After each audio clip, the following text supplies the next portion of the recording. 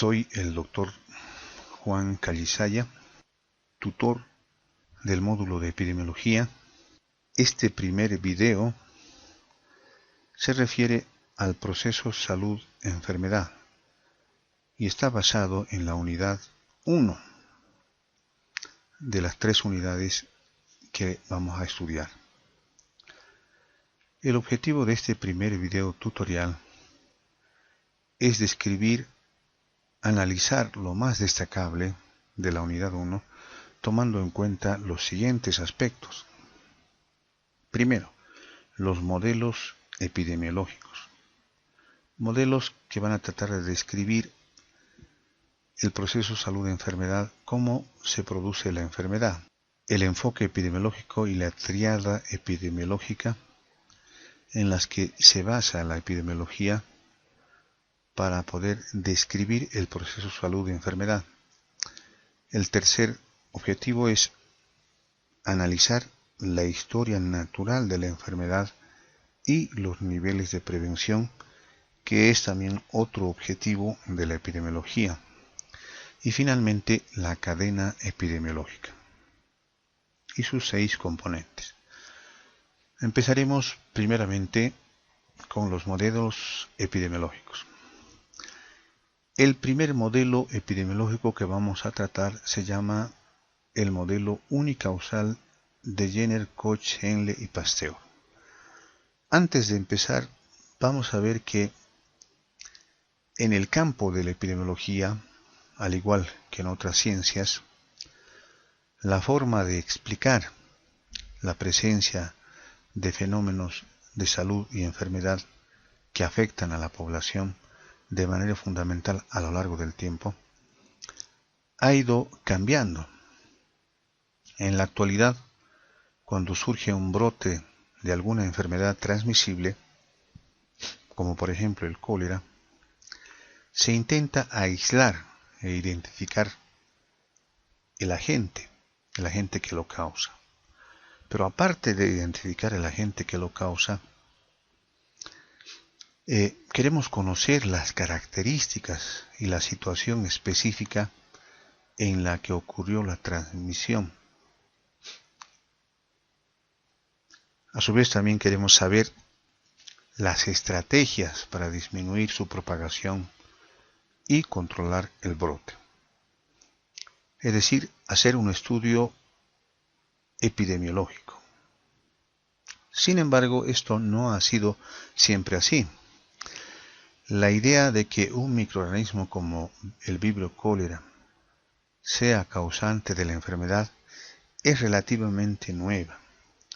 Y aún más reciente todavía la idea de reconocer que esta enfermedad no depende solo de la presencia de la bacteria, sino que es una serie de factores que van a contribuir en mayor o menor medida a la transmisión de la enfermedad para que ésta sea exitosa. Como puede ser, por ejemplo, la calidad del agua, de los alimentos, agua y alimentos contaminados, las medidas de saneamiento básico, las condiciones y estilo de vida, todas ellas influidas por las formas de organización social y de la situación económica y política y cultural de un país o una región específica. Por tanto, actualmente nosotros estamos hablando, en epidemiología se habla de modelos multicausales. Pero inicialmente se hablaba de modelos unicausales como por ejemplo este de Jenner, Koch, Henle y Pasteur, que simplemente indicaban que existe una relación entre un agente biológico, y el efecto, es decir, la enfermedad. Y esta relación es constante, única y perfectamente predecible. A es la causa, virus, hongo, bacteria, o causa determinante, y va a causar una enfermedad.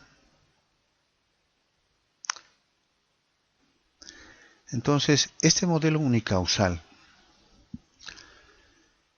nos indica que la salud y enfermedad va a ser la respuesta a la presencia activa de agentes externos, agentes infecciosos.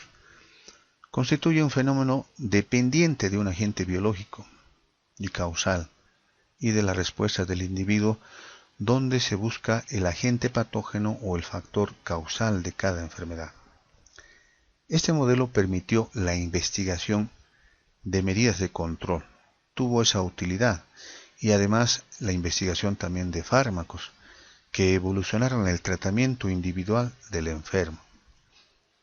No obstante, no explicaba por qué el mismo agente no produce siempre enfermedad, por lo que se descifra de manera parcial las causas de la enfermedad sin aclarar el rol de otros factores. El surgimiento de este modelo se dio en la segunda mitad del siglo XIX y principios del siglo XX. Este modelo unicausal, por tanto, tuvo la utilidad de ser el inicio de lo que son los otros modelos que vamos a verlo más adelante, son multicausales. Tenemos el modelo multicausal de Levy y Clark en 1953 y Noble en 1988, que planteaban la influencia simultánea de factores que corresponden al agente, al huésped y al ambiente, lo que hoy conocemos en epidemiología como la tríada epidemiológica. El agente, virus, hongo, bacteria, puede ser agente físico o biológico, el huésped o susceptible, el que va a padecer la enfermedad, y el ambiente que influye en el proceso salud-enfermedad. Entonces, este modelo multicausal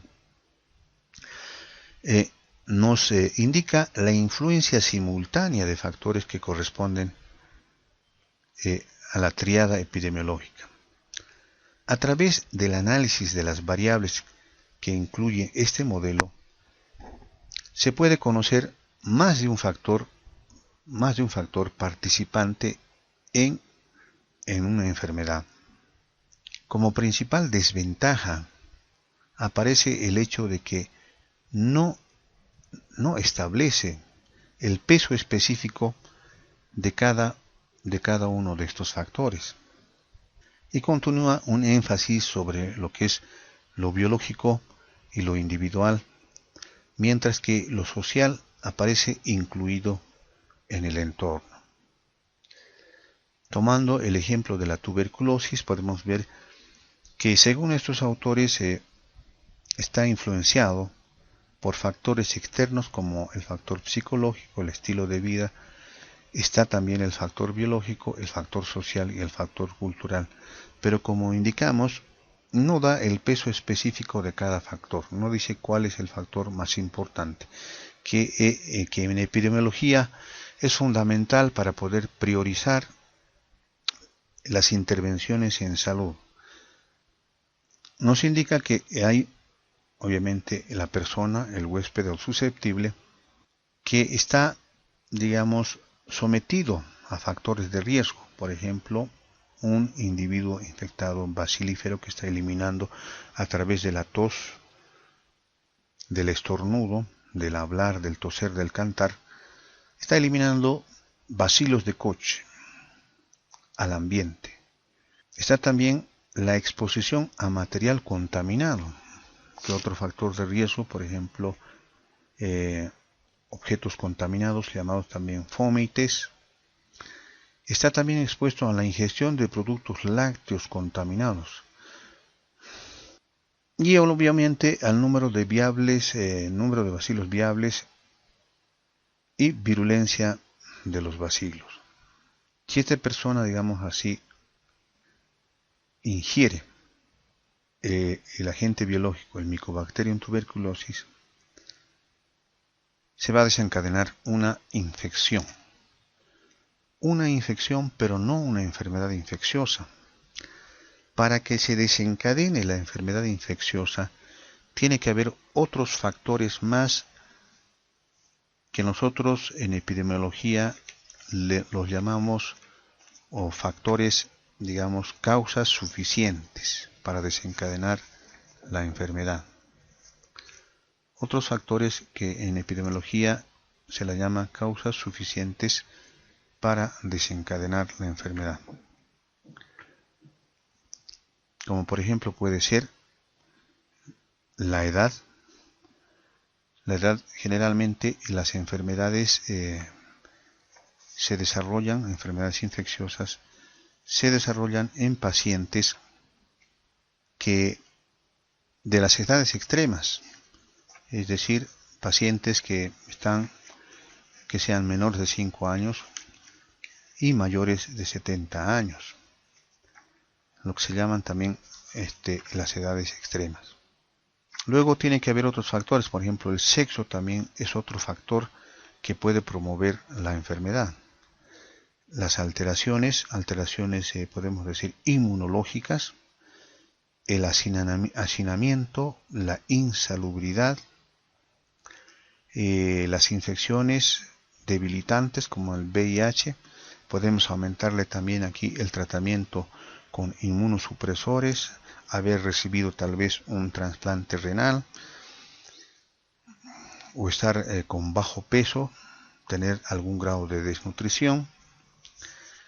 Todos ellos entonces son factores que en epidemiología se les llama causas suficientes para desencadenar una enfermedad infecciosa. Pero obviamente en este caso tenemos el agente biológico que lo podríamos considerar como causa necesaria. Sin el agente biológico no se puede producir la enfermedad infecciosa, la tuberculosis. Después de este modelo multicausal, en 1970 se presenta el modelo de Lalonde y Laframboise. Y Lalonde en 1974 utiliza este modelo y hace una investigación en Canadá, fue ministro de Salud de Canadá. Y este modelo es un modelo, digamos, ampliamente aceptado en epidemiología, donde nos dice que la salud o la enfermedad no estaban relacionadas simplemente con factores biológicos o agentes infecciosos. De hecho, remarca que la mayoría de las enfermedades tenían una base o origen marcadamente socioeconómico. Nos dice también que la situación de salud individual y colectiva está muy poco influenciada por intervenciones biomédicas, servicios médicos, avances farmacéuticos, hospitales. Hace un análisis completo de los factores determinantes de la salud. Cabe señalar que entre los modelos de determinantes de salud que se han propuesto en las últimas décadas, el modelo difundido y aceptado es el modelo holístico de Laframboise y Lalonde. En este modelo entonces de determinantes, la biología humana engloba todos los aspectos que influyen en la salud. Vamos a ver que este modelo tiene 4 componentes. Estamos hablando de la biología humana, el medio ambiente, el sistema asistencial, el sistema de salud y el estilo de vida. Como podemos ver aquí, estas bolas de mayor tamaño justamente son los determinantes de la salud que tienen una influencia mayor en la salud en la enfermedad, en el desencadenamiento de la enfermedad. La biología humana engloba todos los aspectos que influyen en la salud que tienen su origen en el propio individuo y dependen de la estructura biológica y la constitución orgánica del individuo. Para Laframboise, este determinante incluía la dotación genética de los individuos, el crecimiento y desarrollo y el envejecimiento. Aunque en 1973, cuando Laframboise propuso su modelo, no se conocía la secuencia del genoma humano, Laframboise expresaba que la influencia de la biología humana en distintos procesos es innumerable, siendo causa de todo tipo de morbimortalidad. Asimismo, indica que el medio ambiente incluye todos aquellos factores externos al cuerpo humano y sobre los cuales la persona tiene poco o ningún control. Por ejemplo, tenemos los contaminantes químicos de las aguas, del aire, el ruido, los campos electromagnéticos, los contaminantes biológicos, así como también factores llamados también psicosociales y socioculturales nocivos. El tercer determinante lo constituyen los hábitos o estilo de vida. Representa el conjunto de decisiones que toma el individuo con respecto a su salud y sobre los cuales ejerce un cierto grado de control. Según diversos autores, este sería el determinante con una mayor influencia sobre la salud y va a comprender la alimentación, el ejercicio físico, el consumo de tabaco, el consumo de alcohol, etc. El cuarto determinante al que se le asigna grandes cantidades de recursos es el sistema de asistencia, el sistema de salud, o también llamado Organización de Asistencia Sanitaria, que consiste en la cantidad, calidad, orden, índole y relaciones entre las personas y los recursos en la prestación de atención de salud. Incluye la práctica médica, la enfermería, los hospitales, los medicamentos, los servicios públicos, comunitarios de atención de salud y otros servicios sanitarios. Este autor, Lalonde, en 1974, tras haber sido ministro de Salud y haber evaluado estos cuatro componentes, llega a la conclusión de que la situación de salud individual y colectiva está muy poco influenciada por las intervenciones biomédicas, es decir, servicios médicos, avances farmacéuticos, hospitales, etc., como se puede ver en este esquema. El medio ambiente y el estilo de vida, indica él, que son los factores determinantes de la enfermedad, más que la el sistema asistencial y la biología humana. Y precisamente en este resumen de su informe, indica que el medio ambiente y los estilos de vida son los factores más importantes para la mortalidad. Y paradójicamente indica también que al medio ambiente y el estilo de vida se le asigna recursos mínimos del presupuesto. Como se puede observar aquí, el medio ambiente y los estilos de vida. Se le asigna al medio ambiente aproximadamente un 5% del presupuesto y al estilo de vida se le asigna 1.2% aproximadamente del presupuesto. En tanto que a la asistencia sanitaria se le asigna, o al sistema de asistencia sanitaria, se le asigna más de 90% del presupuesto de la salud. Entonces, tras toda esta situación del informe de Lalonde, podemos nuevamente recalcar que los problemas principales de la salud e enfermedad son problemas socioeconómicos, mientras que las políticas de salud se centran en el tratamiento de las enfermedades sin incorporar intervenciones sobre las causas de las causas, sobre el entorno social, que según este investigador, según este ministro de Salud de Canadá, son los factores más importantes: medio ambiente y estilos de vida. Entonces, analizando este modelo holístico de Laframboise y Lalonde, podemos decir que los desafíos que se presentan a las políticas de salud son pasar de un modelo basado en la curación de enfermedades para llegar a un modelo basado en la promoción de la salud, siendo la mejor herramienta en realidad para enfrentar los problemas de salud. Destacan obviamente entre estos retos la reducción de las desigualdades, el incremento del esfuerzo preventivo y la capacitación de las personas para manejar y afrontar aquellos procesos que limitan su bienestar. No obstante, de este modelo ser tan evidente que el medio ambiente y el estilo de vida juegan un papel importante en la prevención de las enfermedades, actualmente seguimos destinándole grandes recursos a la asistencia sanitaria y pocos recursos a la prevención y los cambios del estilo de vida, que son desde todo punto de vista intervenibles y cambiables, modificables. Luego tenemos este otro modelo, el modelo múltiple o de múltiple nivel de determinantes de la salud, según Dahlgren y Whitaker.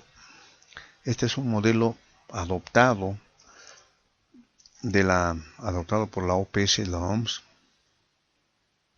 que nos indica que los determinantes de la salud son aquellos factores que ejercen influencia sobre la salud de las personas, y actuando e interactuando en estos determinantes en diferentes niveles de organización, se determinan el estado de salud de la población.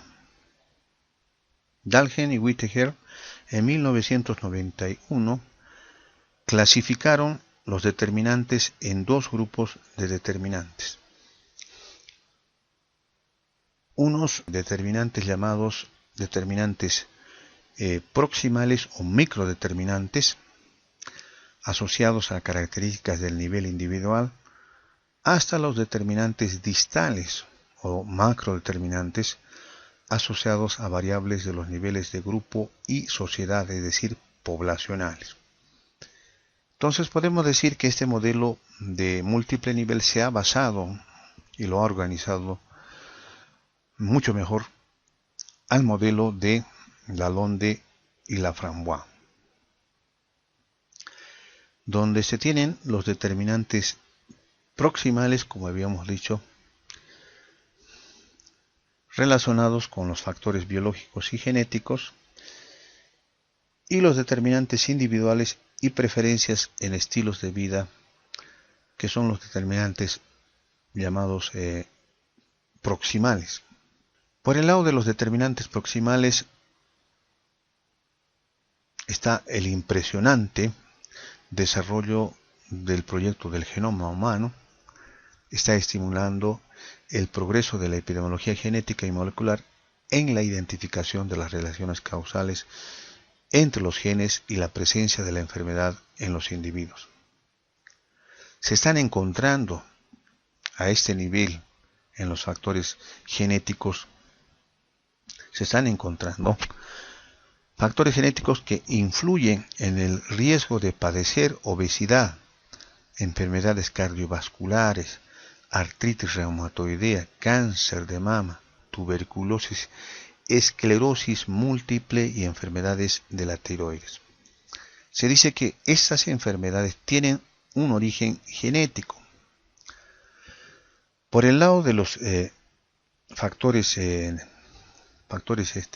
distales, determinantes distales, están el no menos impresionante desarrollo de la investigación sobre el impacto de las desigualdades socioeconómicas, de género, etnia, otros factores culturales en la salud, que también están estimulando el progreso de la epidemiología social en la identificación de sistemas causales que generan patrones de enfermedad en la población. Luego tenemos los factores aquí individuales y preferencias de estilo de vida, donde están involucrados la conducta del individuo, sus creencias, valores, bagaje histórico, la percepción del mundo, su actitud frente al riesgo, la visión de su salud futura, su capacidad de comunicación, de manejo del estrés y de la adaptación y control sobre las circunstancias de su vida, sus preferencias y su estilo de vivir. Los estilos de vida están condicionados por los contextos sociales que los moldean y restringen.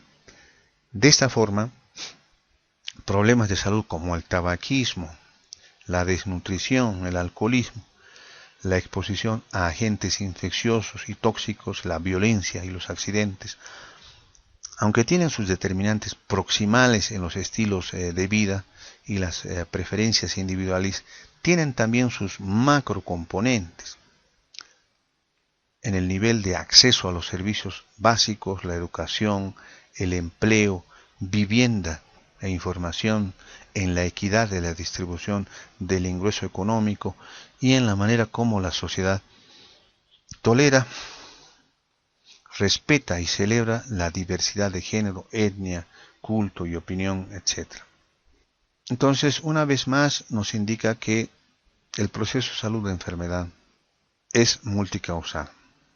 Las influencias comunitarias y el soporte social se refieren principalmente a la presión de grupo, la inmunidad de masa se llama también, la cohesión y la confianza sociales, las redes de soporte social y otras variables asociadas al nivel de integración social e inversión en el capital social.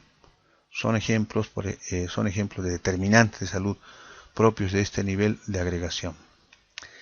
Está claramente reconocido el nivel de la participación de las personas en actividades sociales, membresías, clubes, integración y redes de amistades, que van a ejercer obviamente un papel determinante en la problemática de la salud, tan visibles como por ejemplo el reinfarto de miocardio, las complicaciones del embarazo, la diabetes, el suicidio, y el uso de drogas, alcoholismo y el tabaquismo. Si un niño se desarrolla, digamos, en un ambiente de estas condiciones, es muy probable que adquieran estos nocivos hábitos y desarrollen, obviamente, enfermedades no solamente infecciosas, sino también enfermedades crónicas no transmisibles que en la actualidad son la principal causa de mortalidad a nivel mundial. El acceso a los servicios de atención de salud se refiere a la provisión de servicios de inmunización y de planificación familiar, así como los programas de prevención y control de enfermedades prioritarias. Van a contribuir notoriamente al mejoramiento de la expectativa y la calidad de vida de las poblaciones. Las formas en que se organiza la atención de salud en una población son determinantes del estado de salud en dicha población.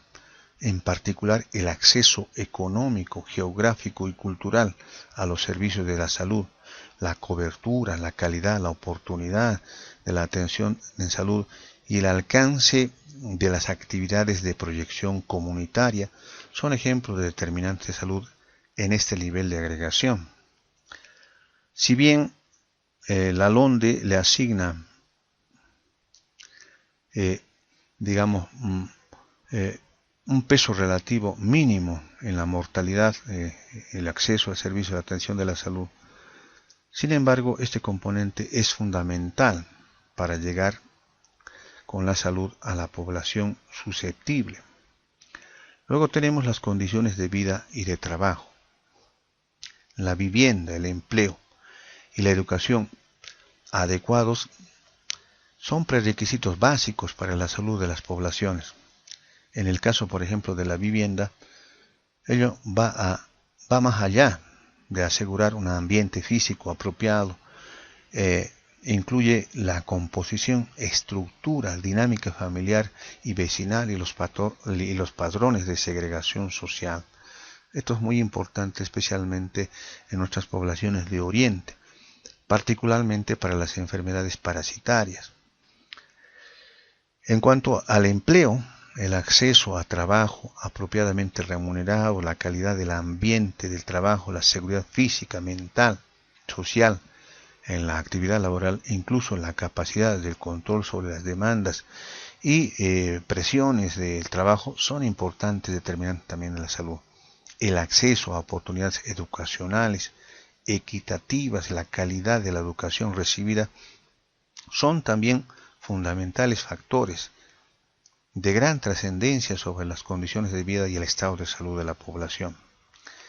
En gran medida, los factores causales que pertenecen a este nivel de agregación son también determinantes del acceso a los servicios de salud, el grado de soporte social e influencia comunitaria y de preferencias individuales y estilos de vida prevalentes entre los individuos y los grupos poblacionales. Y finalmente, las condiciones socioeconómicas, culturales y ambientales también juegan un papel en el proceso salud-enfermedad. Y en este nivel operan los grandes macrodeterminantes de salud que están asociados a las características estructurales de la sociedad, la economía y el ambiente, y por lo tanto ligados con las prioridades políticas y las decisiones de gobierno, así como también su referente histórico. El concepto de población se transforma del conjunto de individuos al conjunto de interacciones entre individuos y sus contextos. Un concepto dinámico y sistémico que obviamente nunca se tiene que deslindar de otros factores. A este nivel, la salud se entiende como un componente esencial del desarrollo humano.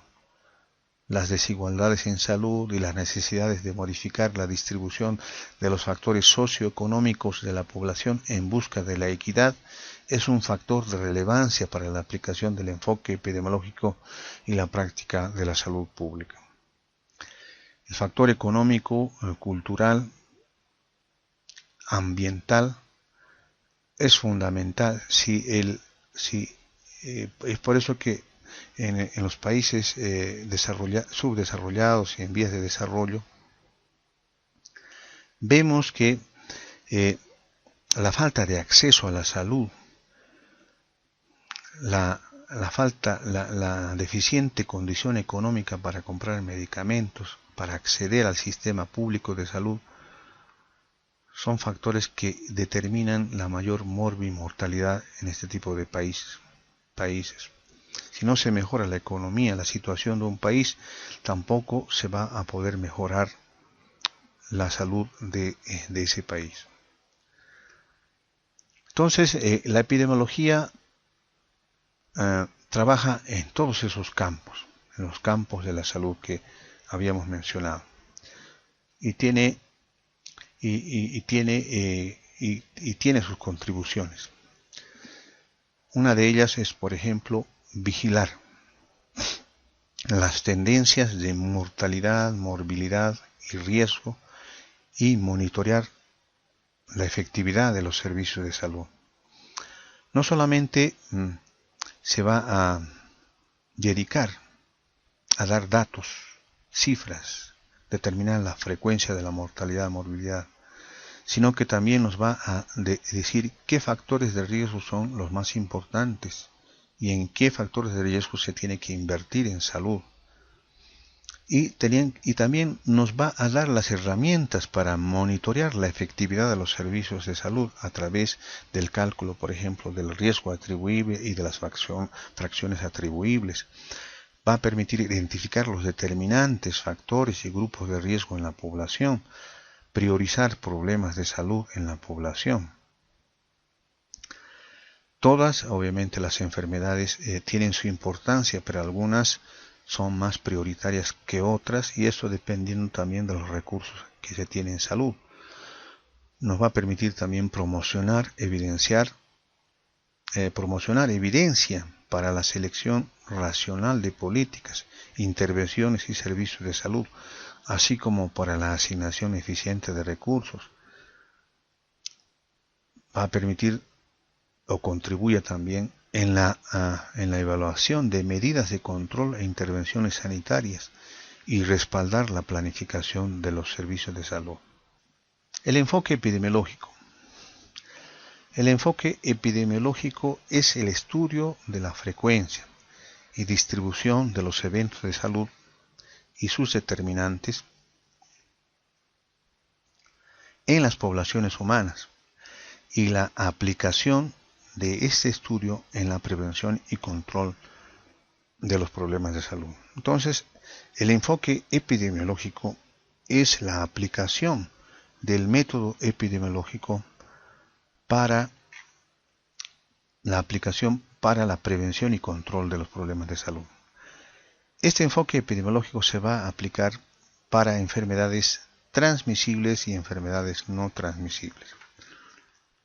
Cuando hablamos de enfermedades transmisibles, estamos hablando de enfermedades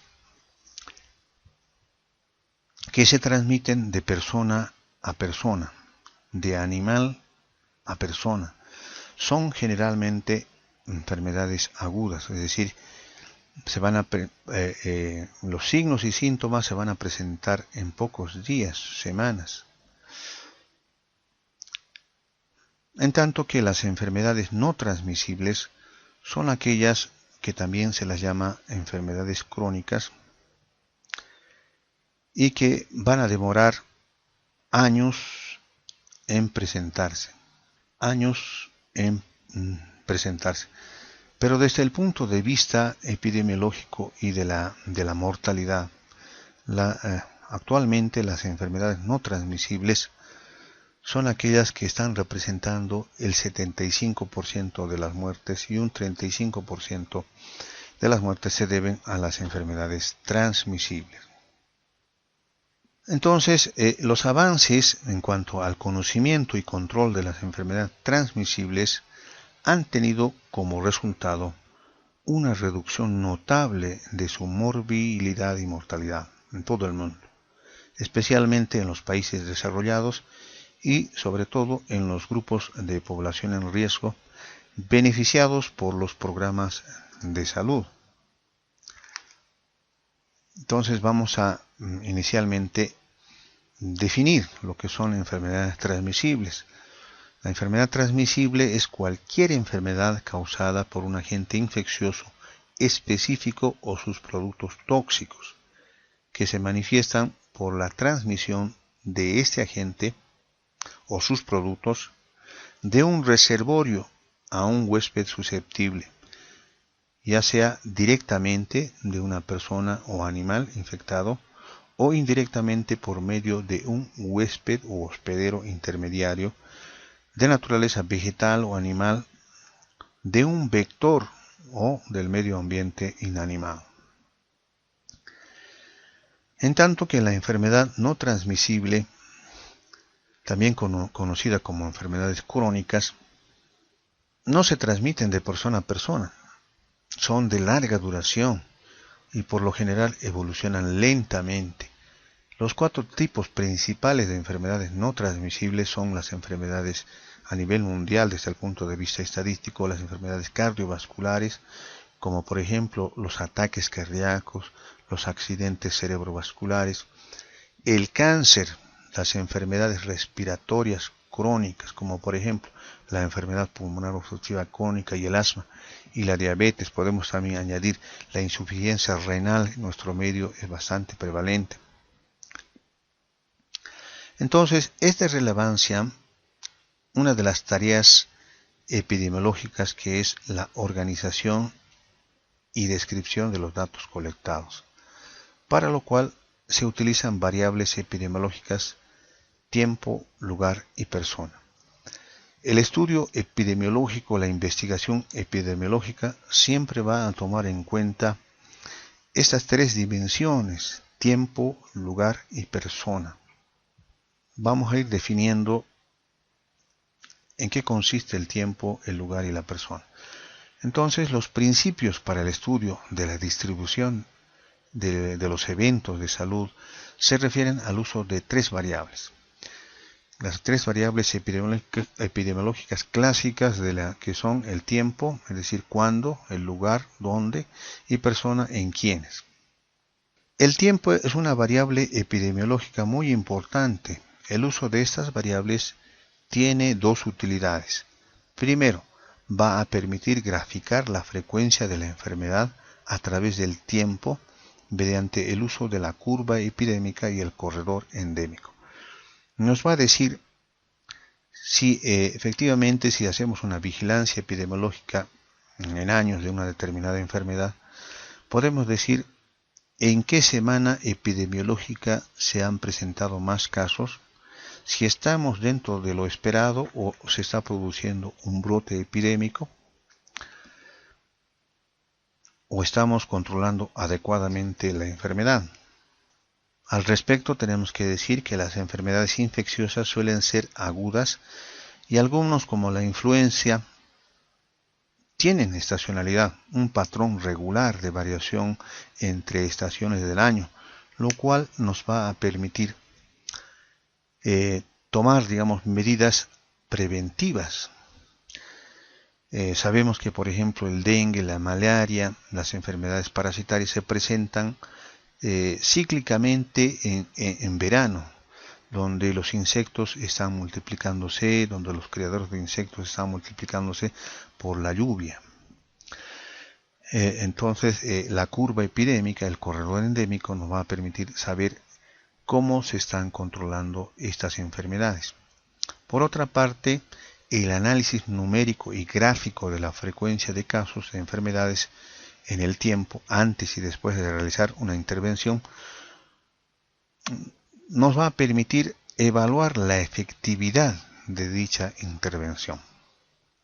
Los resultados de las investigaciones epidemiológicas son resultados que se tienen que poner en la práctica, que tienen que ser conocimiento de los decisores para tomar medidas preventivas, realizar proyectos de intervención, y estas necesariamente se tienen que medir, tienen que ser evaluadas para ver si las tasas han bajado, para ver si la incidencia de los casos ha disminuido, se mantiene dentro del corredor endémico, no estamos en una epidemia. Todo eso tiene su utilidad. Luego tenemos la otra variable, que es el lugar. El lugar significa, habíamos dicho, dónde se ha producido una enfermedad, o sea, la unidad geográfica, dónde se presentaron los casos, que pueden ser el domicilio, la calle, el barrio, la localidad, el distrito, la provincia, el estado, un hospital, un servicio, el área de trabajo, el área rural o urbana. Tiene la autoridad de permitir generar hipótesis sobre posibles factores de riesgo. En la actualidad disponemos de programas estadísticos, por ejemplo en el EPINFO, el EPIMAP, que nos permite hacer un mapa epidemiológico de una determinada enfermedad. Si nos vamos a la historia, podemos ver en la investigación de John Snow sobre la epidemia de cólera en Londres en 1849. Este investigador, este médico, rastreó el origen de la fuente de infección hasta una bomba de agua, y al clausurar la bomba de agua, acabó con la epidemia del cólera. Por tanto, el lugar es un factor importante para romper el ciclo biológico de una determinada enfermedad, la cadena epidemiológica de una determinada enfermedad, y así controlar un brote epidémico. La otra variable es la persona. La persona se refiere a las características de las personas, llamadas también variables sociodemográficas, que tenemos que hablar en este caso de la edad, del sexo, el estado nutricional, los hábitos higiénicos, las conductas, ocupación y estilo de vida, y su condición social, ingreso, estado civil, religión. Permiten identificar la distribución de las enfermedades y posibles grupos y factores de riesgo. Factores de riesgo, o factores también llamados causales de una determinada enfermedad. Y por eso que vamos a ver ahora los modelos de causalidad. Toda enfermedad tiene una causa. Habíamos dicho que los modelos epidemiológicos iniciales solamente determinaban los factores de riesgo y que los modelos de Lalonde y Laframboise y el modelo de las múltiples niveles sí determinaban, estudiaban la causalidad como un factor importante en el proceso salud-enfermedad. Entonces, en el enfoque epidemiológico no solo nos interesa la descripción de los eventos de salud en tanto a quienes afecta, dónde y cuándo, sino que está también orientado a buscar las expectativas, las explicaciones del por qué suceden esos eventos o enfermedades, es decir, las causas, la causalidad. Y la epidemiología nos permite determinar estos factores de riesgo, estas causas, posibles causas de enfermedades, mediante el estadístico llamado riesgo relativo y o odds ratio o razones de productos cruzados, que lo vamos a estudiar más adelante. La búsqueda de la causalidad permite orientar las medidas de intervención adecuadas y la posterior evaluación de su efectividad. Para la efectividad también nosotros tenemos un estadístico que se llama el riesgo atribuible y lo que es también lo que se llama las fracciones atribuibles, que nos van a decir en qué medida disminuye la frecuencia de la enfermedad, las tasas de la enfermedad, si eliminamos un determinado factor de riesgo. Entonces, los modelos de causalidad son básicamente dos. Uno es la tríada epidemiológica, donde se toma en cuenta el agente, el huésped y el ambiente, y el otro es el modelo de los componentes causales. Vamos a analizar primeramente la tríada epidemiológica. En la tríada epidemiológica tenemos tres componentes: el agente, que puede ser infeccioso o no infeccioso. Los agentes no infecciosos pueden ser químicos o físicos. Cuando hablamos de agente infeccioso, estamos hablando de virus, hongos, bacterias, parásitos.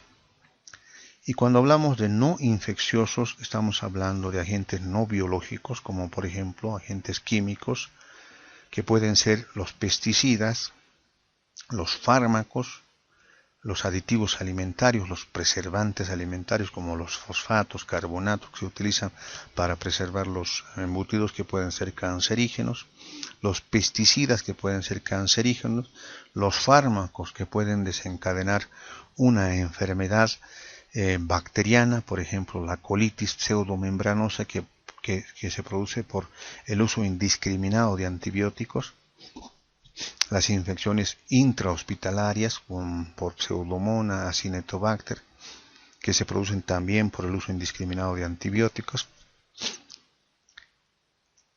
Y tenemos el otro elemento, que es el huésped, el hospedero o susceptible también llamado así, donde los factores del huésped son los que determinan la exposición debido a su susceptibilidad, capacidad de respuesta, edad, grupo étnico, constitución, genética, el género, el sexo, el estado socioeconómico,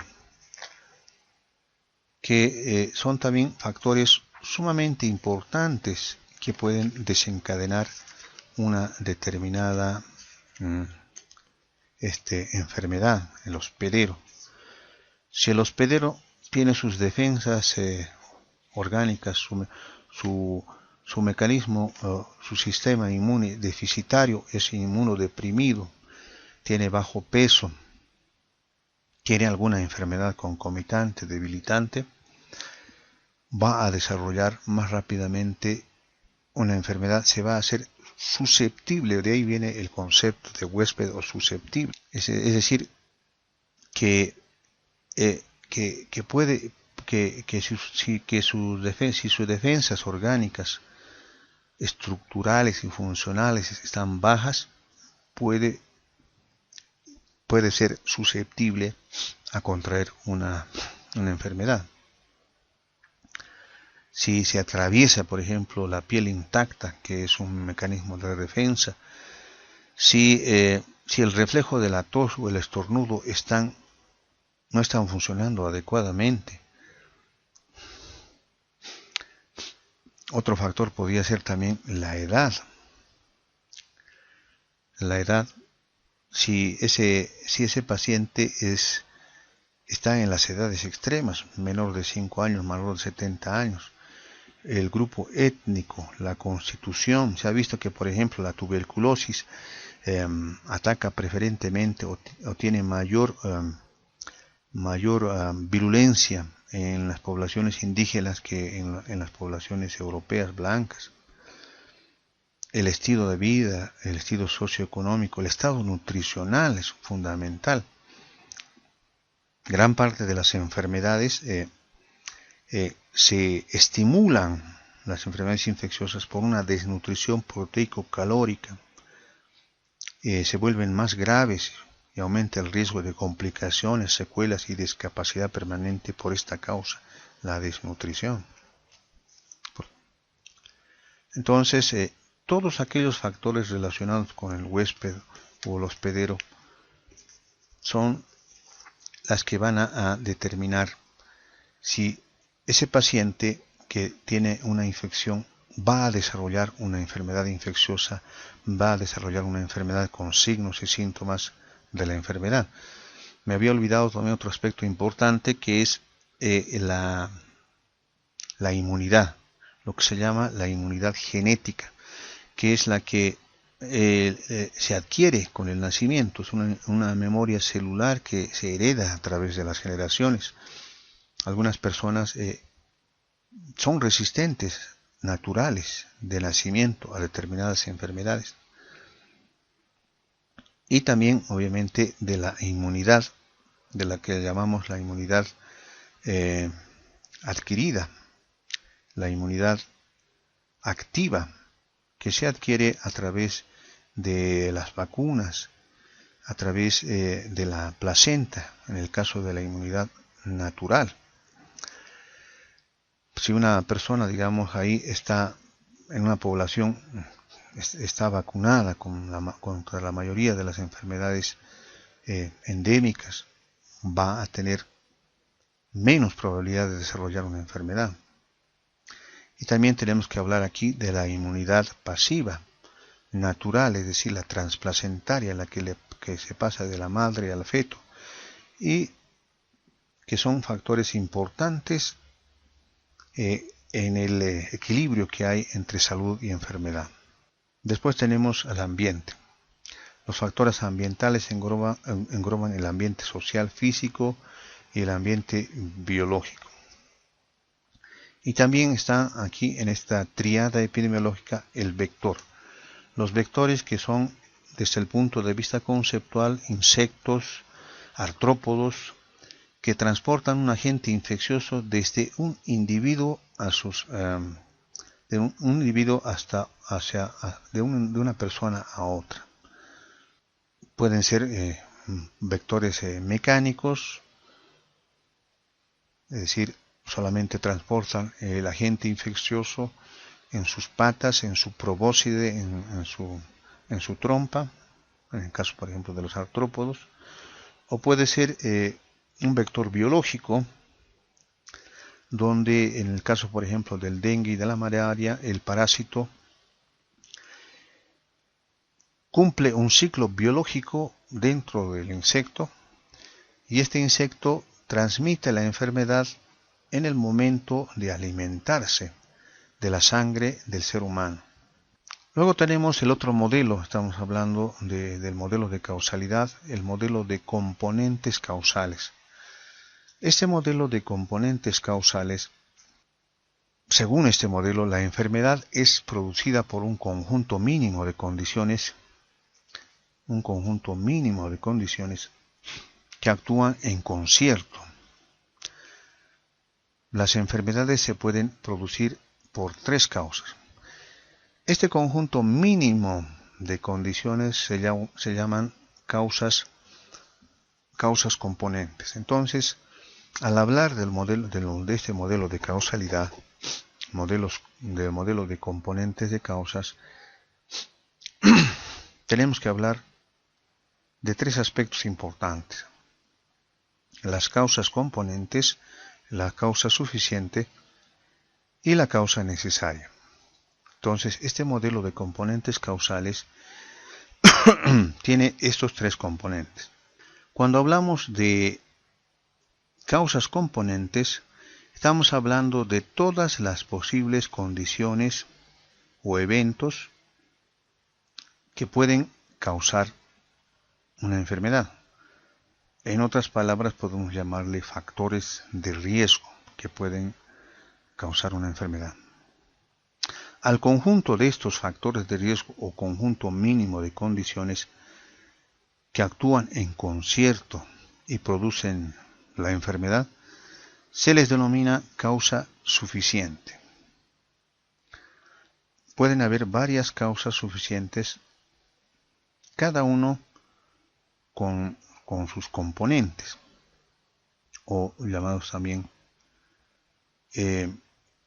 componentes mínimos o factores de riesgo. Así, una causa suficiente es un conjunto de causas componentes, ninguna de las cuales es superflua. Cada uno tiene su factor de riesgo. Una causa suficiente representa un mecanismo causal de enfermedad. La enfermedad se va a iniciar cuando se completa una causa suficiente. Pero dentro de estas tres causas suficientes o causas suficientes, hay un factor muy importante que es la causa necesaria, sin la cual no se va a desarrollar el proceso de enfermedad. Entonces, aquella causa componente cuya presencia es imprescindible en todos los mecanismos causales de la enfermedad se llama causa necesaria.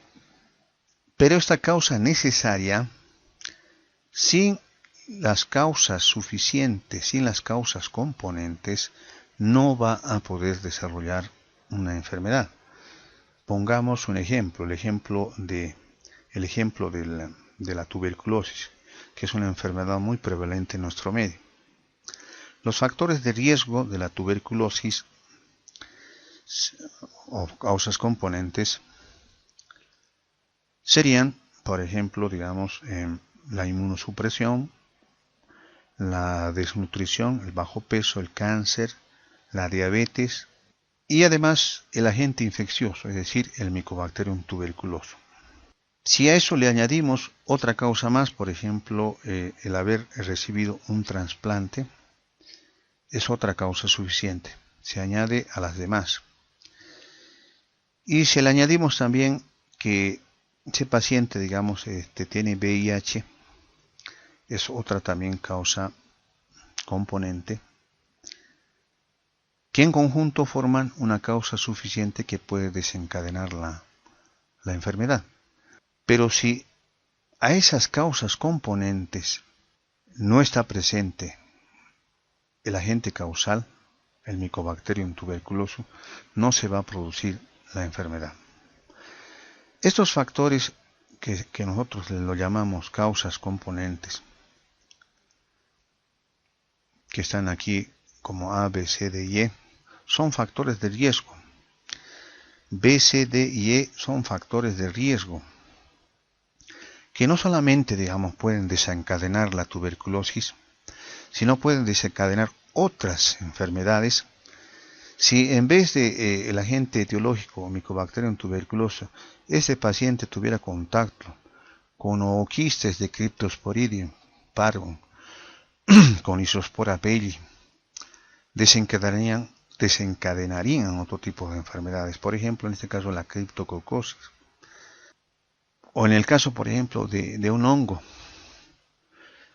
que afecta también a ese tipo de pacientes con algún grado de inmunodeficiencia, pacientes desnutridos, pacientes operados, pacientes que están recibiendo terapéutica anticáncer, y algunos inmunosupresores. Puede ser la Isospora belli, la isosporosis.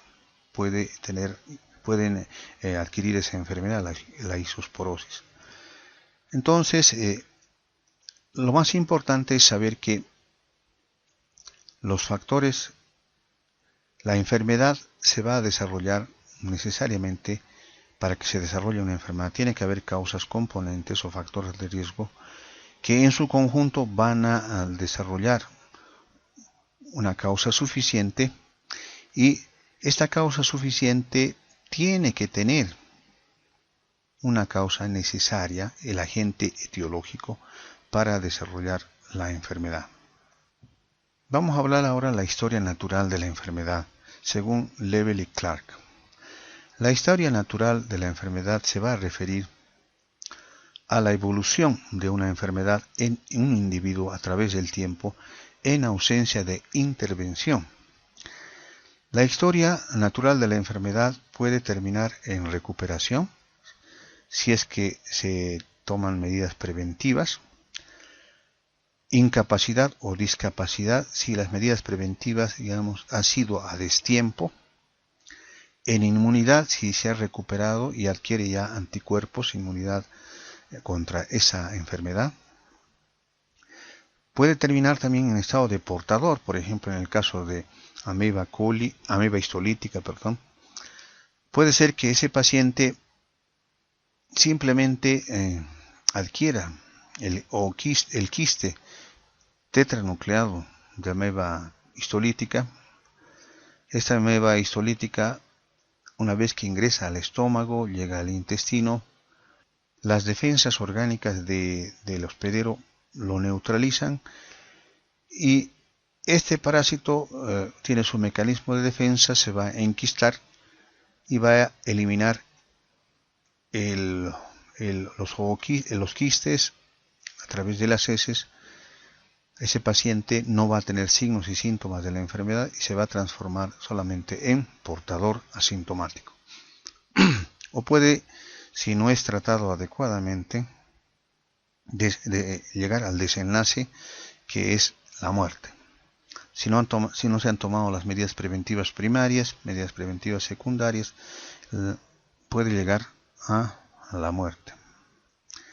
Esa es la historia natural de la enfermedad, cuando no se toma con ninguna medida preventiva. Entonces, si analizamos la historia natural de la enfermedad, va a empezar con un periodo, prepatogénico. Va a tener dos tipos de periodo, un periodo prepatogénico y un periodo patogénico. Un periodo prepatogénico, que se llama también antes de la enfermedad, en la que el huésped, el hospedero o susceptible, toma contacto con el microorganismo. O sea, se produce una infección. Pero si no hay un estímulo adecuado, es decir, el microorganismo, en este caso el parásito, ingresa en un organismo inmunocompetente, no va a poder desarrollarse la enfermedad. Se va a convertir en un portador asintomático, como en el caso de la ameba histolítica.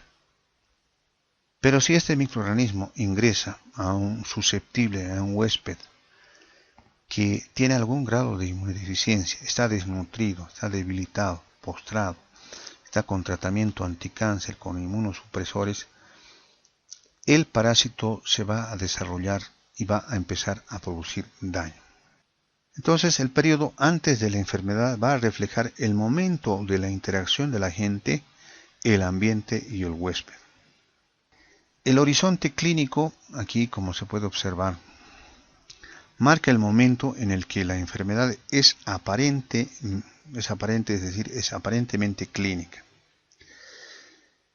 En este modelo se remarca la importancia de las diferentes medidas de prevención que se pueden adoptar, que se pueden llevar a cabo, dependiendo del momento en que se encuentra la enfermedad. Así, la actividad de prevención primaria se desarrolla en el periodo prepatogénico. y están encaminadas obviamente al fomento de la salud, a la protección específica. En la prevención secundaria son el diagnóstico precoz y el tratamiento inmediato y la limitación del daño. En la prevención terciaria está la rehabilitación. Se enfoca en la rehabilitación, es decir, dejarlo a la persona en las mejores condiciones antes que adquiera la infección, la enfermedad. Entonces, los periodos de tiempo en este modelo natural de la enfermedad,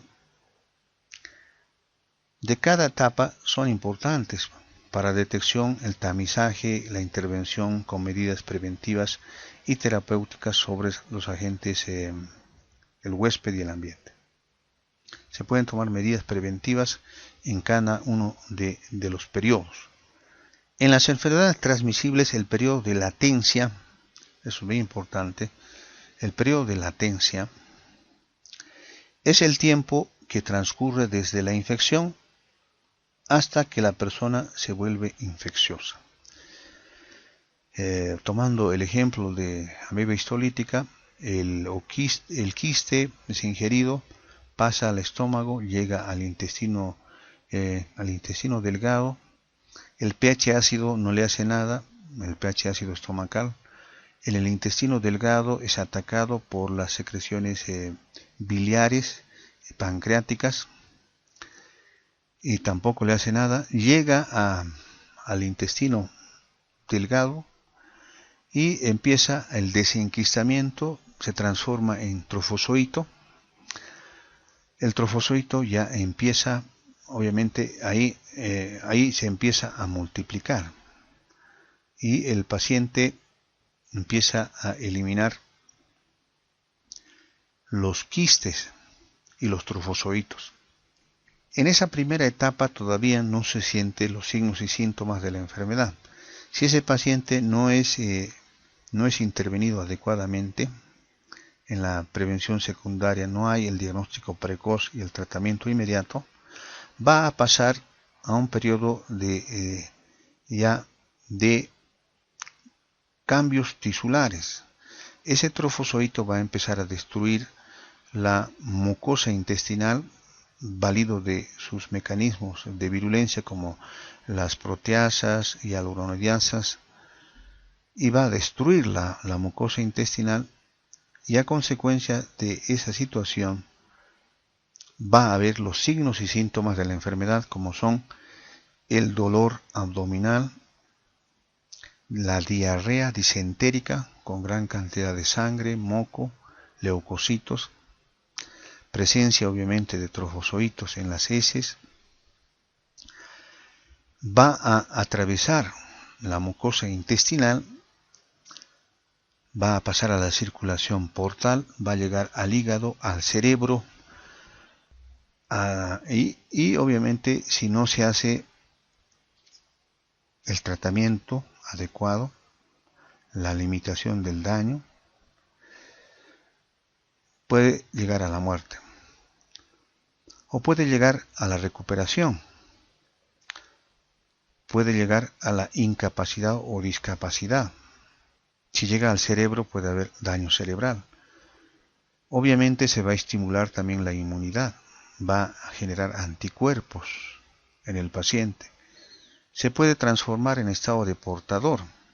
Si no se hace un tratamiento adecuado de la parasitosis con metronidazol y paramomicina, si solamente se hace con metronidazol, puede haber todavía quistes que no han sido destruidos y el parásito puede seguir siendo eliminado con las heces y el paciente transformarse en un portador asintomático. O de lo contrario, si no se hace la prevención primaria, prevención secundaria, el tratamiento, el diagnóstico precoz y tratamiento, no se limitan los daños, puede llegar a la muerte. Entonces, esa es la historia natural de una enfermedad. Ahora vamos a hablar, obviamente, de lo que es la cadena epidemiológica que tiene mucha relación con la triada epidemiológica, donde vamos a distinguir los siguientes 6 componentes. Primeramente, la cadena epidemiológica tiene la función de ordenar los eslabones que identifican los puntos principales de la secuencia continua de interacción entre el agente, el huésped y el medio. Hablemos primeramente del agente causal específico. El agente causal que puede ser biológico y no biológico. El agente causal es un factor que puede ser un microorganismo, sustancia química o forma de radiación, cuya presencia excesiva o relativa ausencia es esencial para la ocurrencia de una enfermedad. Cuando hablamos de agente causal biológico, estamos hablando de virus, hongos, bacterias, parásitos. Y cuando hablamos de no biológico, estamos hablando de sustancias químicas y efectos físicos. Sustancias químicas como por ejemplo pesticidas, aditivos alimentarios, fármacos. Y los físicos tendríamos la radiación, el calor, la luz ultravioleta, el ruido. Y si analizamos el concepto cuya presencia o relativa ausencia, la ausencia también de un agente biológico puede causar enfermedad. En el caso, por ejemplo, de los lactobacilos a nivel intestinal y a nivel del aparato genital femenino, a nivel vaginal, los lactobacilos mantienen el pH ácido de la vagina e impiden que otros microorganismos patógenos, como por ejemplo Gardnerella vaginalis, Prebotella, Porphyromonas, bacteroides, se asienten en ese lugar y causen daño. La vaginosis bacteriana. Si ese paciente es sometido a tratamiento farmacológico, con fármacos de amplio espectro, van a destruir al lactobacilo y a consecuencia de su reducido número van a proliferar otro tipo de agentes patológicos, como ser bacteroides, Fusobacterium, Prebotella, Gardnerella, y van a causar la enfermedad que se llama vaginosis bacteriana. Entonces, tanto la presencia como la ausencia, presencia de agentes patológicos y ausencia de microorganismos de la flora normal, si se rompe ese equilibrio, van a causar enfermedad. Los agentes biológicos van a tener propiedades. Las propiedades de los agentes biológicos son principalmente la infectividad, es decir, la capacidad del agente infeccioso de poder alojarse y multiplicarse dentro del huésped. Otra propiedad que tienen los agentes biológicos son la patogenicidad, es decir, la capacidad de este agente de producir enfermedad en personas infectadas. Y otro aspecto muy importante es la virulencia, que es la capacidad de agentes infecciosos de producir casos graves y fatales, es decir, de producir la mortalidad, la muerte del paciente. Luego tenemos el reservorio. El reservorio, como su nombre lo indica, los reservorios son los sitios, los hábitats, donde se multiplican y se mantienen en nichos naturalmente específicos los agentes biológicos, los gérmenes. El hábitat normal en que vive se multiplica, crece, un agente biológico infeccioso se denomina reservorio. Y aquí tenemos que distinguir dos tipos de reservorio, los reservorios humanos y los extrahumanos. Dentro de los reservorios humanos tenemos que destacar lo siguiente. El hecho de que una enfermedad o grupo de enfermedades tenga al ser humano como reservorio es de gran importancia, ya que las medidas de control que se adoptan pueden circunscribirse al mismo ser humano. Por ejemplo, el estado de portador de la ameba histolítica. Si nosotros detectamos adecuadamente, identificamos al portador, es decir, en las heces fecales identificamos al quiste tetranucleado o prequiste de la ameba histolítica, podemos hacer el tratamiento con metronidazol y mupirocina y eliminamos el estado de portador. Al respecto podemos decir que el reservorio principal de enfermedades como la transmisión sexual, lepra, tosferina, sarampión, fiebre tifoidea es el ser humano. Es también el reservorio de la ameba histolítica, de la teniasis y como indicamos, el tratamiento adecuado que se ejerce sobre el reservorio, en este caso si es el ser humano, va a eliminar el estado de portador y vamos a romper el ciclo biológico y de esta manera eliminar o curar la enfermedad o prevenir la enfermedad. El otro eslabón de la cadena epidemiológica es la puerta de salida del agente infeccioso. La puerta de salida del agente infeccioso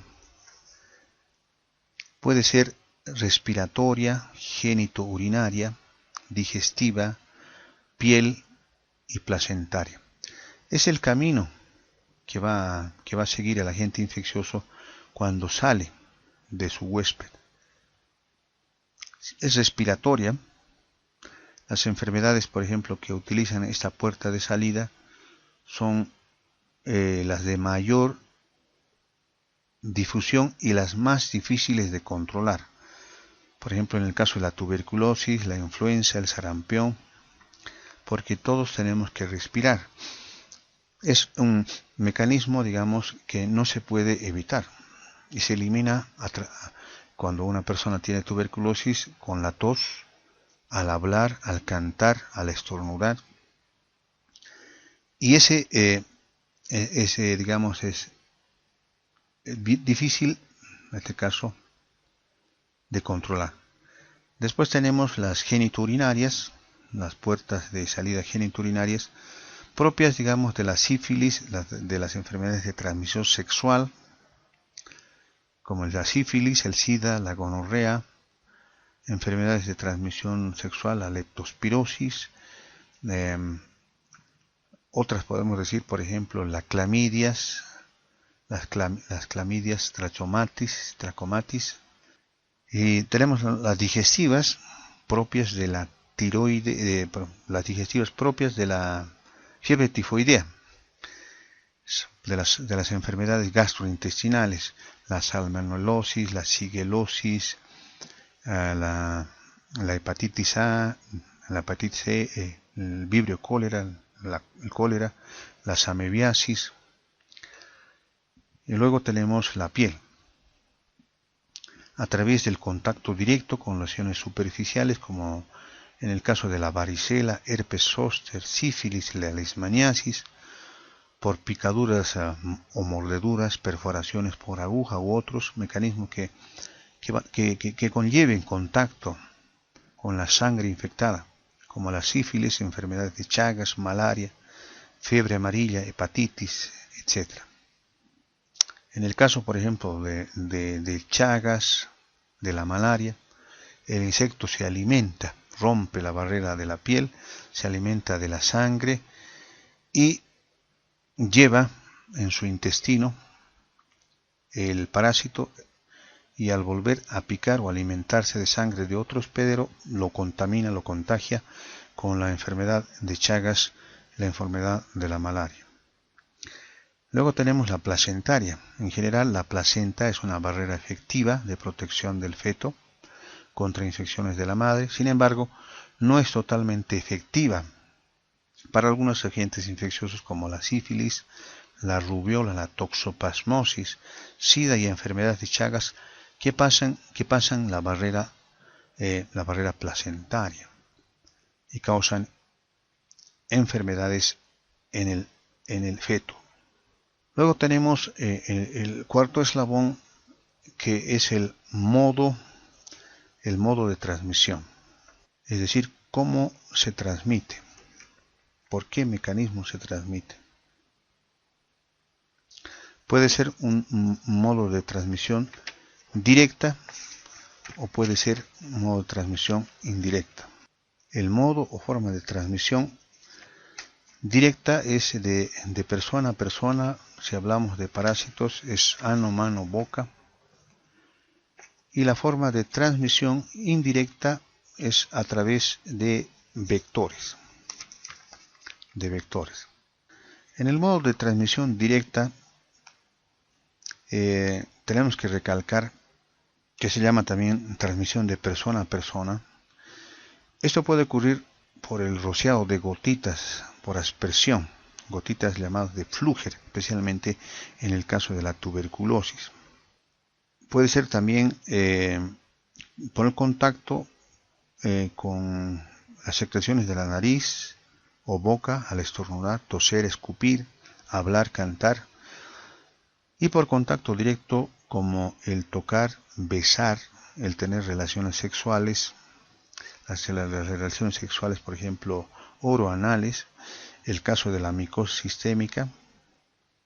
En el caso de la micosis sistémica, la transmisión va a ocurrir por exposición directa del tejido susceptible a un agente que vive normalmente en forma saprófita en el suelo.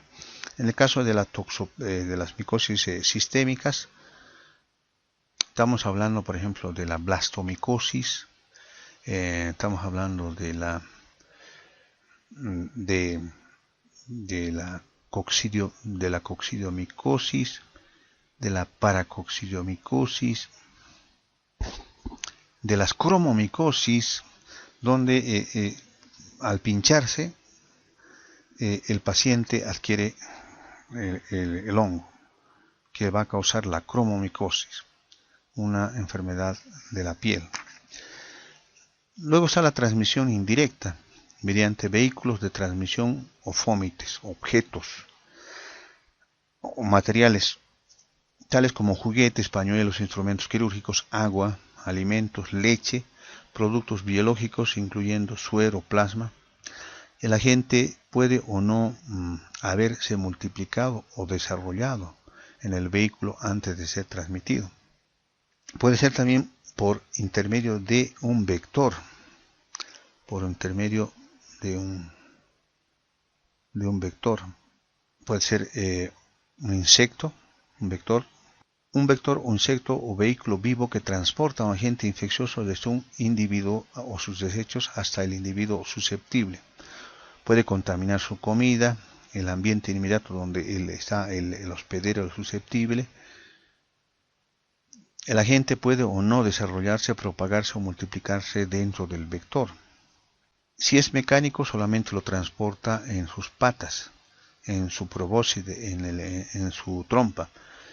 Si el parásito cumple un ciclo biológico dentro del insecto, del artrópodo, entonces se le llama vector biológico.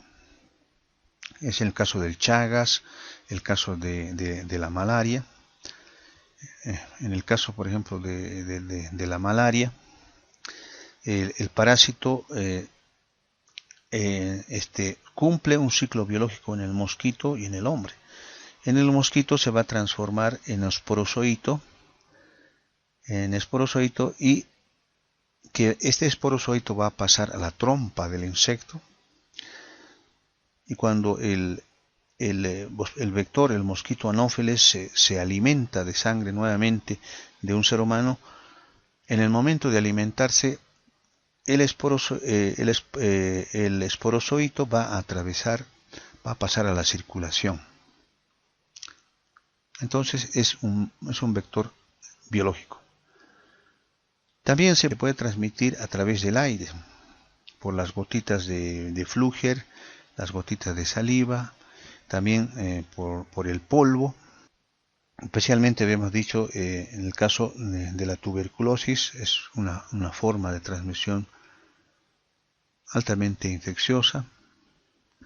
Luego tenemos la puerta de entrada en el nuevo huésped, son las mismas que para la salida del germen.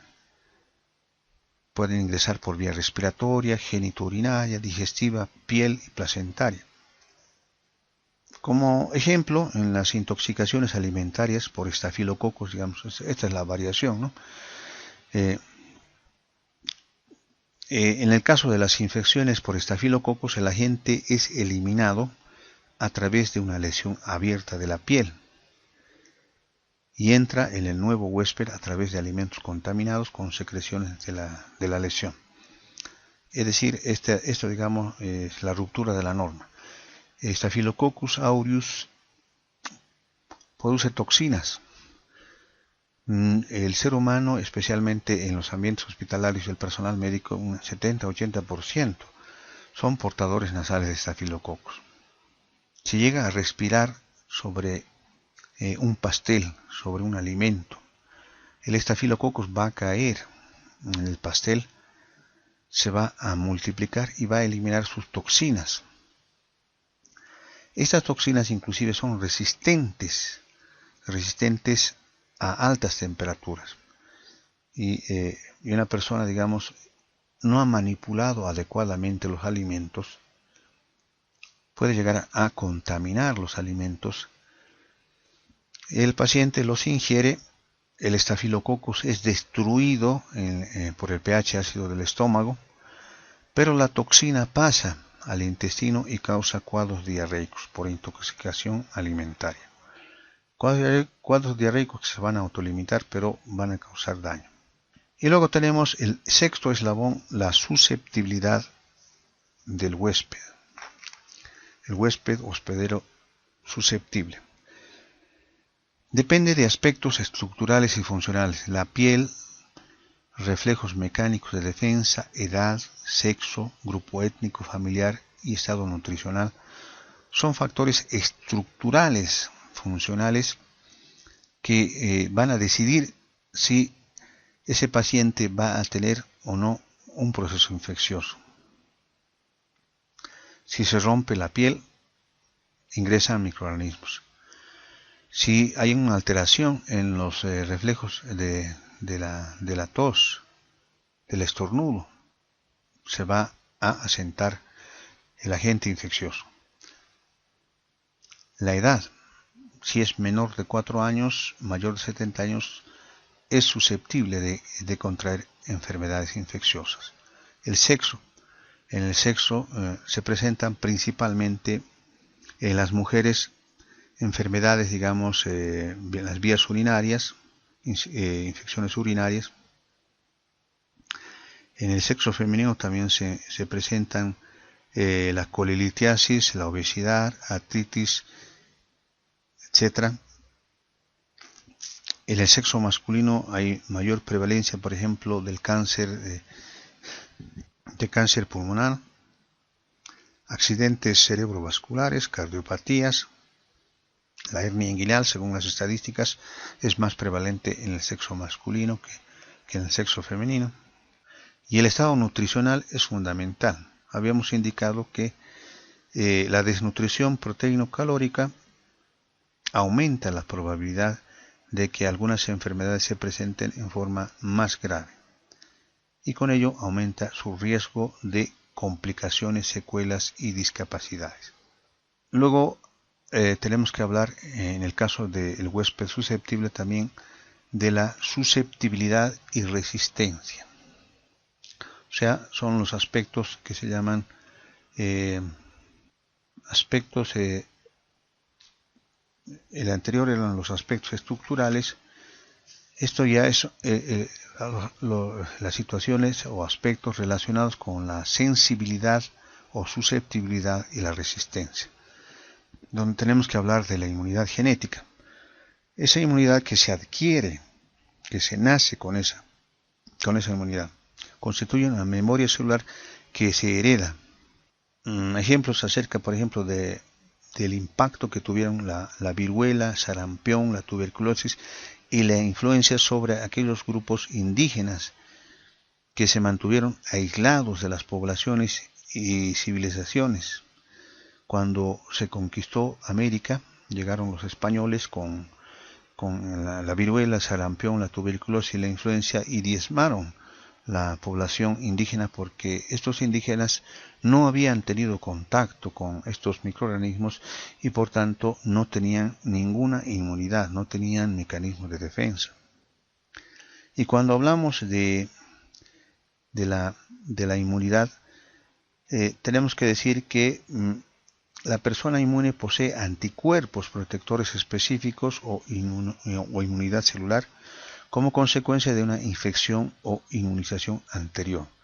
Las personas que van a resistir las enfermedades infecciosas son las que han tenido contacto previo con microorganismos y tienen una inmunidad que les protege. Y pueden estar preparadas para responder eficazmente a la enfermedad produciendo anticuerpos suficientes. Tenemos que aquí analizar también el concepto de susceptible. Susceptible es cualquier persona o animal que no posee suficiente resistencia contra un agente patógeno determinado. Y resistencia es el conjunto de mecanismos corporales que sirven de defensa contra la invasión o multiplicación de agentes infecciosos o contra efectos nocivos de sus productos.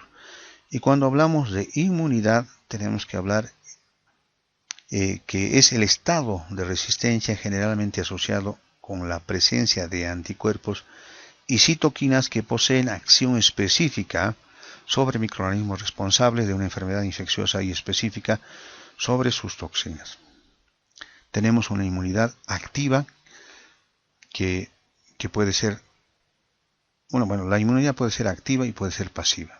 Hablamos de inmunidad activa, natural y artificial. La natural es adquirida a través del contacto con un agente infeccioso que va a generar respuesta de anticuerpos. Es decir, hay contacto entre antígeno y anticuerpo y el organismo genera anticuerpos. La inmunidad activa artificial es adquirida a través de las vacunas.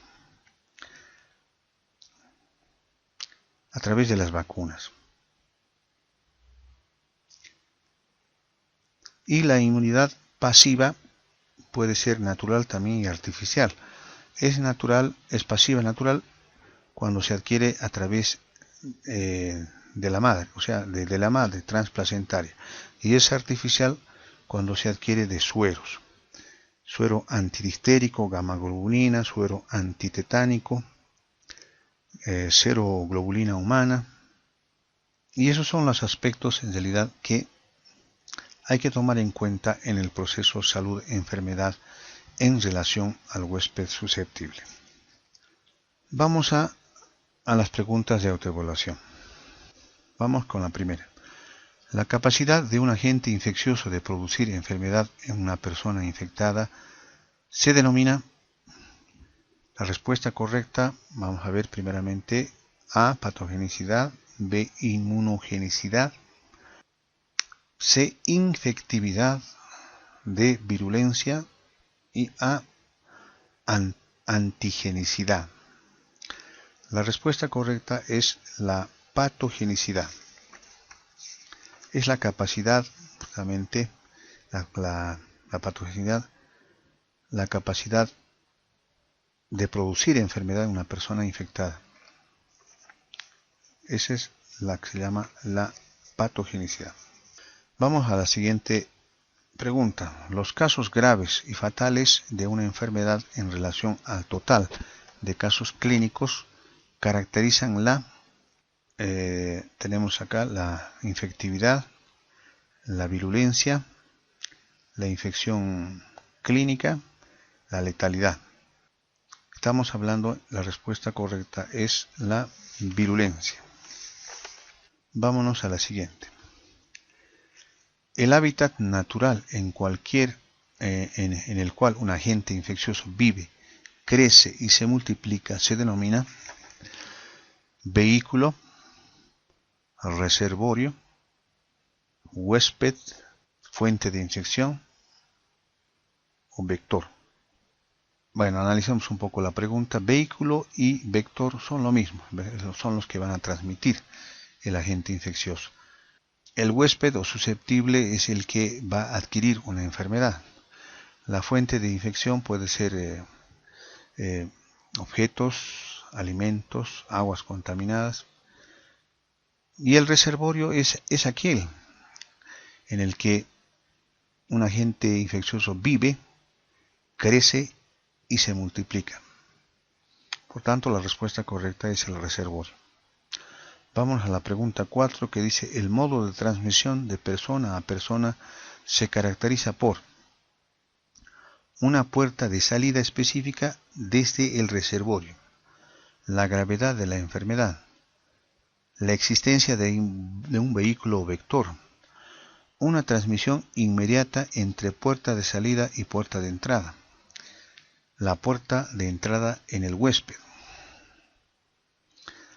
Entonces habíamos dicho que la transmisión de persona a persona es una transmisión directa. Por tanto, es una transmisión inmediata entre puerta de salida y puerta de entrada. La respuesta es la D. Vámonos a la siguiente pregunta que dice: ¿cuál de los siguientes no es un reservorio de agente infeccioso? ¿Cuál de los siguientes no es un reservorio de agente infeccioso? El ser humano, los animales, el suelo, el aire, el agua. Un reservorio, hemos dicho, es aquel sitio o agente biológico. El agente infeccioso vive, crece, se multiplica. En el ser humano puede vivir, crecer y multiplicarse, en los animales también. En el suelo pueden estar, por ejemplo, es el clásico de Strongyloides stercularis, cuyas larvas están en el suelo. El Ancylostoma duodenale también. Si un individuo pisa el suelo descalzo, Strongyloides stercularis, Ancylostoma duodenale va a ingresar a través de la piel y causar la parasitosis. En el aire,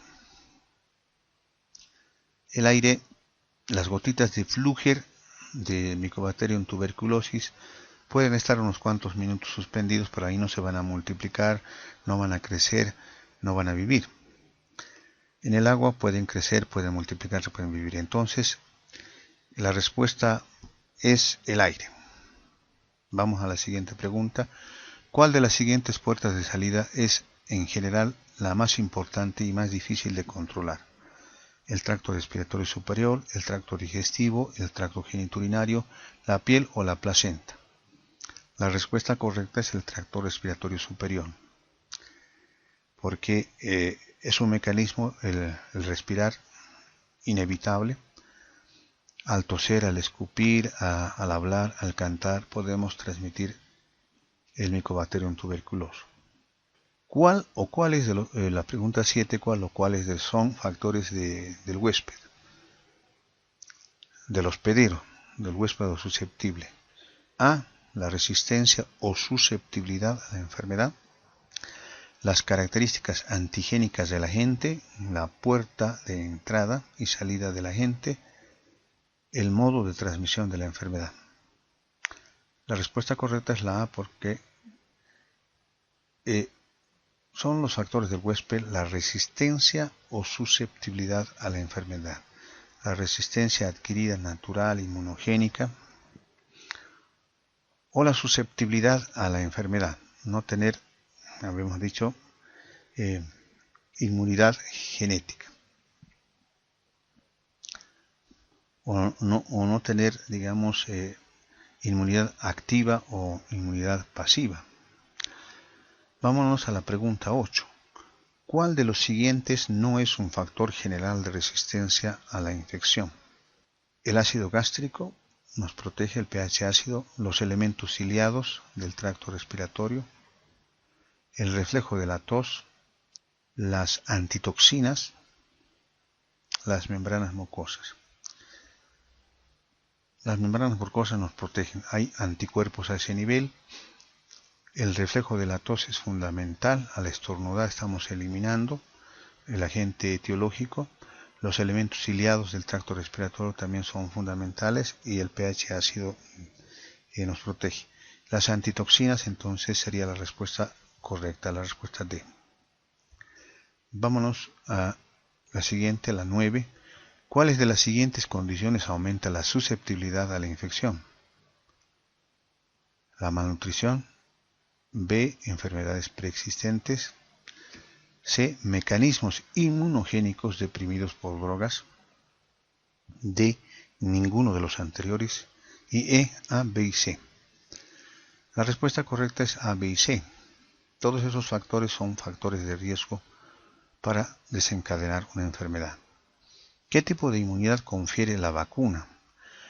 Habíamos dicho que hay la inmunidad activa y la inmunidad pasiva. Vamos a ver A, activa natural, B, activa artificial, C, activa natural, D, pasiva artificial y E, resistencia general. La vacuna hemos dicho que confiere una inmunidad activa artificial, porque estamos inoculando virus atenuados, antígenos atenuados que nos van a dar una inmunidad que no solamente va a ser activa, sino que va a durar años. En cambio, la inmunidad pasiva es de corta duración, de algunos días o meses.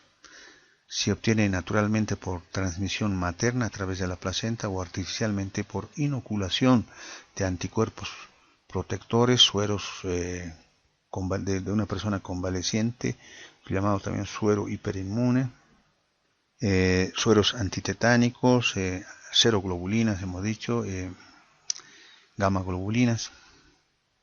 En tanto que la inmunidad activa, que dura años, se obtiene por inoculación de fracciones o productos de agentes infecciosos atenuados y nos va a durar años. Muy bien, muchísimas gracias. Vamos a continuar luego con el otro módulo, el módulo 2, que va a ser un módulo bastante práctico, mediciones de las condiciones de salud y enfermedad de la población.